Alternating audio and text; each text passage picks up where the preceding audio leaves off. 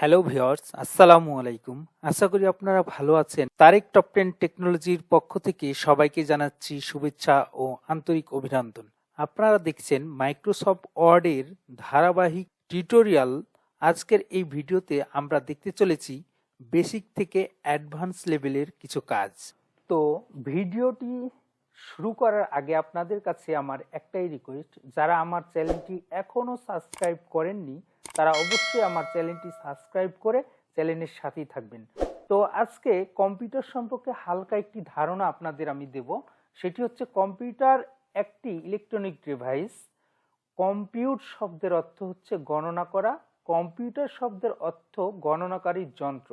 কম্পিউটারের সাহায্যে মূলত যোগ, বিয়োগ, গুণ, ভাগ ইত্যাদি গাণিতিক কার্যক্রম সম্পাদন করা হয়। কম্পিউটারের সাথে রয়েছে CPU, monitor, mouse, keyboard. Computer চালু করার সময় আমাদের যে কাজগুলো করতে হয় সেটা হচ্ছে মেইন পাওয়ার কেবলের সুইচ অন করতে হবে। ইউপিএস, যেটাকে আমরা বলি পাওয়ার সাপ্লাই, এর সুইচ অন করতে হবে যদি থাকে সেটা। এবং সিপিইউ, যেটাকে আমরা বলি সেন্ট্রাল প্রসেসিং ইউনিট, এইটার পাওয়ার সুইচ অন করলেই কম্পিউটার মাইক্রোসফট উইন্ডোজ চালু হবে। তো আজকে আমাদের মূল টপিকটা হচ্ছে ওয়ার্ড ওপেন ও ক্লোজ করবেন কিভাবে। ওয়ার্ড কিভাবে ওপেন করতে হয় সেটা আমি এখানে আজকে আপনাদেরকে দেখাবো।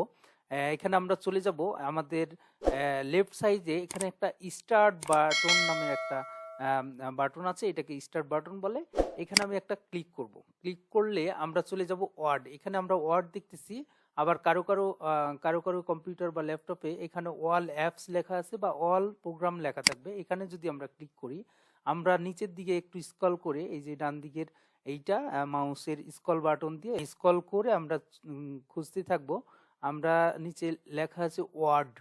এই যে এই ওয়ার্ডে আমরা ক্লিক করলে এখানে একটা মাইক্রোসফট ওয়ার্ডের ডকুমেন্ট ওপেন হবে। তারপরে আমরা এখান থেকে চলে যাব ব্ল্যাঙ্ক ডকুমেন্ট। এইখানে গিয়ে একটা ক্লিক করলে ব্ল্যাঙ্ক এরকম একটা ডকুমেন্ট ক্রিয়েট হয়ে যাবে। এটা হচ্ছে এমএস ওয়ার্ডের ব্ল্যাঙ্ক ডকুমেন্ট।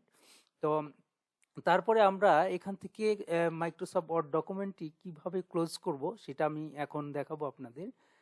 সেটা হচ্ছে যে এই যে আমরা রাইটে চলে যাব। রাইটে গিয়ে এই ক্রস বাটনের মতো একটা দেখাচ্ছে, আমি যেখানে মাউসটি রেখেছি এইখানে একটা ক্লিক করলেই সেটা ক্লোজ হয়ে যাবে। এইটা হচ্ছে ক্লোজ বাটন। তো আমরা এইটা ক্লোজ করে দেব।